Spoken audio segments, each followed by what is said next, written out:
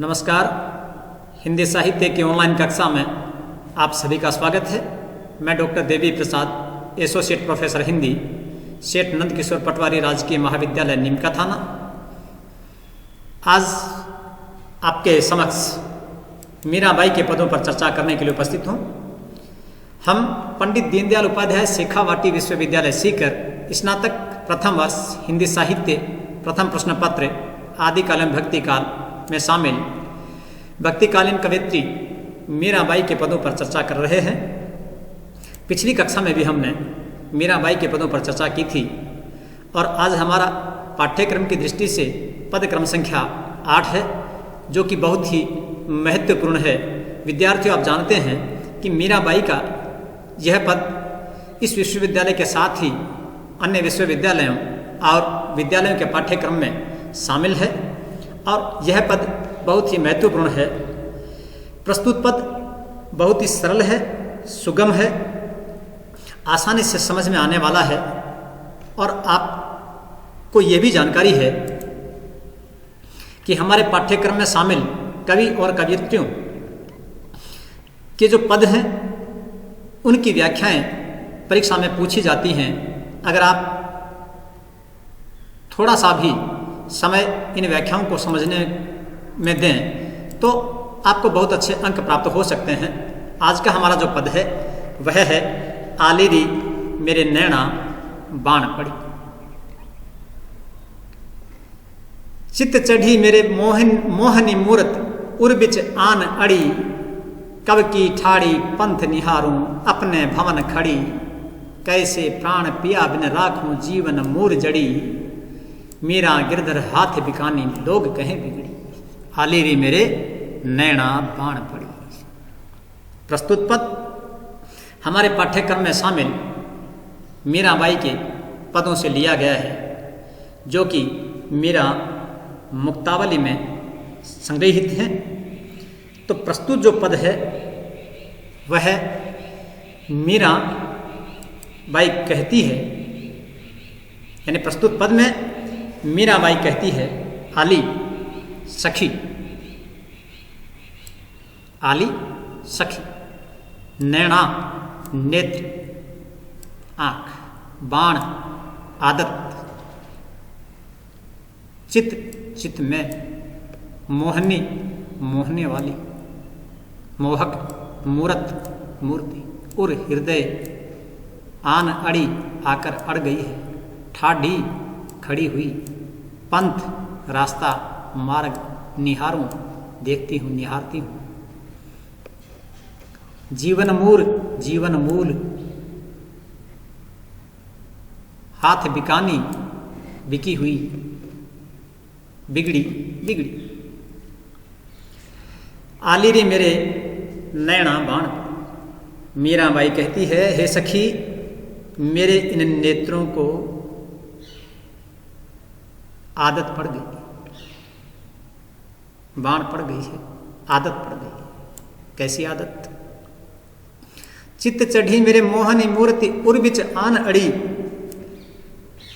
मेरे तो मोहनी मूर्त, वो जो मधुर छवि है श्री कृष्ण की, जो मधुर छवि है वह मेरे हृदय में आकर बस गई है। अब उसको निकालना बहुत मुश्किल हो गया है।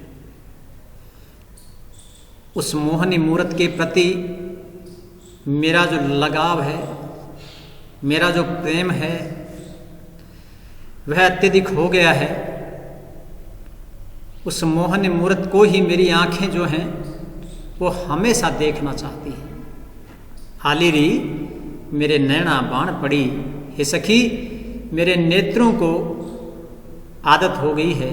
चित्त चढ़ी मेरे मोहनी मूरत, और मेरे चित्त पर वो मोहनी मूरत चढ़ गई है, और उर बिच आन पड़ी, और उनकी वो जो मधुर मूर्ति है, वो जो मनमोहक मूर्ति है, मेरे हृदय में आकर बस गई है।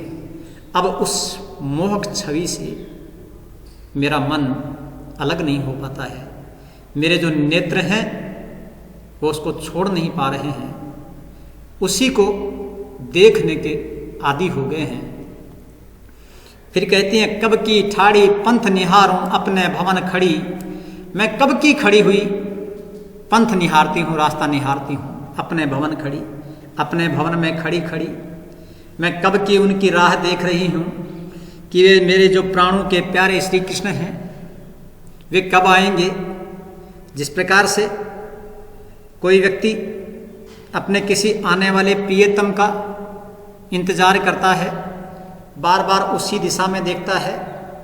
और अब की बात तो अलग है, संचार के साधन बहुत हो गए हैं, परंतु जब संचार के साथ इतने साधन नहीं थे और अब भी जहाँ पर संचार के इतने साधन नहीं हैं या जहाँ पर अतिशय प्रेम है, तो जिस रास्ते से प्रियतम आने वाला है उसी रास्ते पर नजरें गड़ाए रहते हैं। तो मीरा बाई भी कहती है अपने भवन खड़ी, अपने भवन के ऊपर खड़ी हुई। भवन पर क्यों खड़ी हुई है?